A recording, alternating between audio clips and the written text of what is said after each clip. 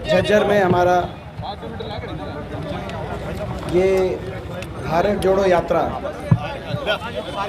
जो राहुल जी के नेतृत्व में कांग्रेस पार्टी द्वारा कन्याकुमारी से लेकर और श्रीनगर कश्मीर तक 6 महीने की यात्रा निकाली गई थी, जो हरियाणा के अंदर भी जिसका भव्य स्वागत हुआ था। देश में महंगाई, बेरोजगारी, भ्रष्टाचार, बड़े उद्योगपति घराने के हवाले सब कुछ सौंपना को लेकर और भाई को भाई से प्रेम की डोर से जोड़ने के लक्ष्य के साथ ये यात्रा निकाली गई थी कांग्रेस पार्टी द्वारा, जिसका ऐतिहासिक स्वागत उस समय हरियाणा में भी रहा था। उसकी आज से एक साल पहले वो यात्रा की शुरुआत हुई थी। आज उसकी वर्षगांठ। इस अवसर पे आदरणीय डॉक्टर रघुवीर सिंह कादियान जी के नेतृत्व में आज हमारी बहन जी गीता भुक्कल जी, हमारे भाई डॉक्टर कुलदीप वत्स जी और कांग्रेस के हज़ारों की संख्या में कार्यकर्ता यहाँ पे जगह में इस यात्रा में शामिल होकर एक संदेश, आज इतनी बड़ी संख्या में जो लोग यहाँ पे आए हैं वो इस बात का प्रतीक है कि हरियाणा प्रदेश में बदलाव तय है। हरियाणा प्रदेश की जनता बीजेपी जेजेपी की सरकार के 9.5 वर्ष की कार्यकाल से दुखी है।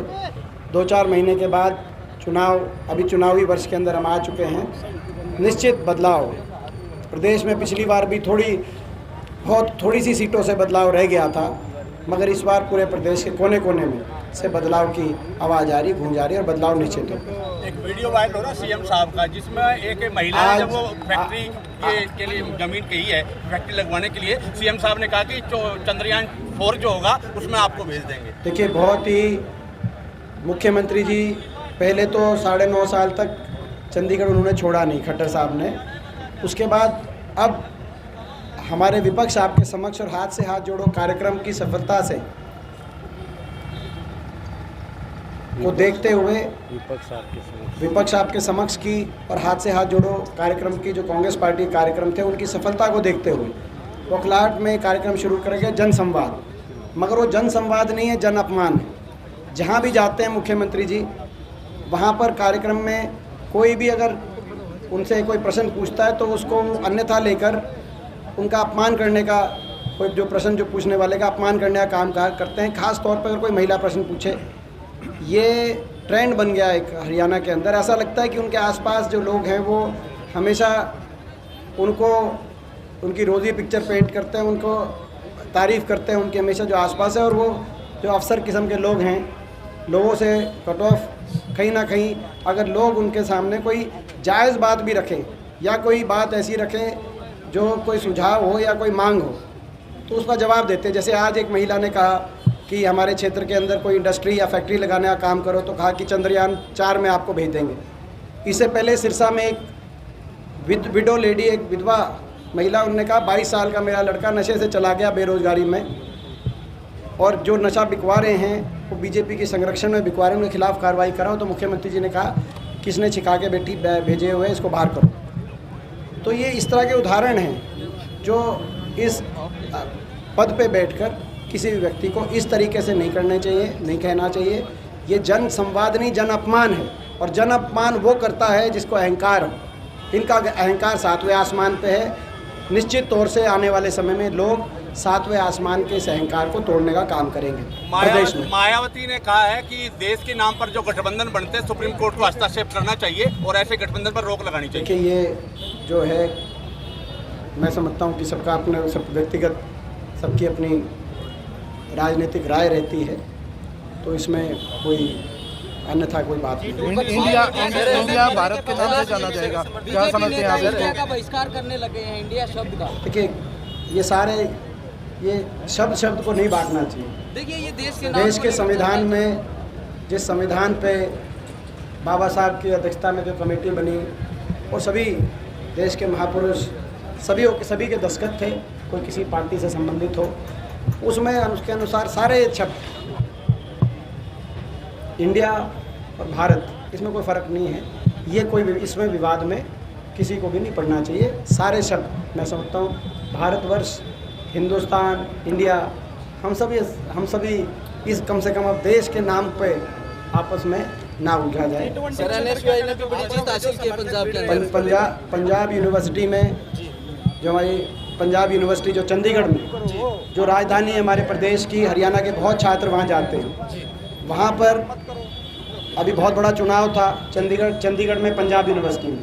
NSY कांग्रेस समर्थित NSY जो हमारी छात्र संगठन है, अध्यक्ष पद पर आज तक के रिकॉर्ड इतिहास से ABVP और CYSS जो आम आदमी पार्टी का था, क्योंकि वहाँ पे कुछ पंजाब के छात्र भी हैं, पंजाब में आम आदमी के, तो दोनों ABVP और CYSS को एक रिकॉर्ड मतों से हराते हुए NSY के हमारे कैंडिडेट पंजाब यूनिवर्सिटी में चंडीगढ़ में जीते हैं। ये शुरुआत अच्छी है। अभी पंजाब यूनिवर्सिटी की थी, अभी दिल्ली यूनिवर्सिटी में, क्योंकि हमारे क्षेत्र से भी बहुत स्टूडेंट दिल्ली यूनिवर्सिटी जाते हैं, निश्चित तौर से दिल्ली यूनिवर्सिटी भी, क्योंकि नौजवानों की भावनाएं उनको भी समझना चाहिए। तो नौजवानों का जनादेश इस तरफ संकेत दे रहा है कि नौजवान बदलाव चाह रहा है। अब दिल्ली यूनिवर्सिटी भी हम जीतेंगे। चंडीगढ़ में पंजाब यूनिवर्सिटी जीत ली है और दिल्ली में दिल्ली यूनिवर्सिटी भी कांग्रेस पार्टी जीतेगी।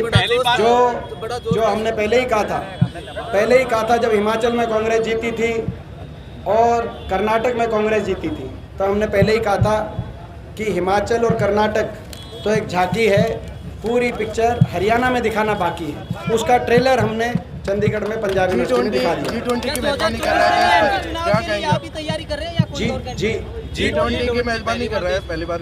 G20 ये हमारे सबके लिए गौरव की बात है कि G20 की मेज़बानी भारतवर्ष कर रहा है और भारत दुनिया में एक बहुत बड़ी शक्ति के रूप में इस सदी में उभरे और उभर रहा निरंतर।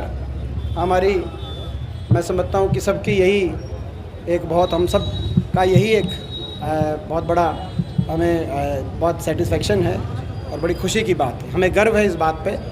जेजेपी राजस्थान में चुनाव लड़ने जा रही है, पहले उनके जो है एक्सपीरियंस खराब रहे हैं, क्या ये मतलब विभाजन के लिए जा रही है या इनका कोई भविष्य? जेजेपी का हरियाणा में कोई भविष्य नहीं है और अब राजस्थान में वो, मैं समझता हूँ कि जब राजस्थान जाएं, जेजेपी का नहीं पता वो तमिलनाडु में भी इलेक्शन लड़ने जा सके, क्योंकि जो है ये थे कि बीजेपी को करेंगे जमुना पार, ये वो थे कि बीजेपी को करेंगे जमुना पार, फिर बन गए बीजेपी के यार, हरियाणा में बना दी भ्रष्ट सरकार।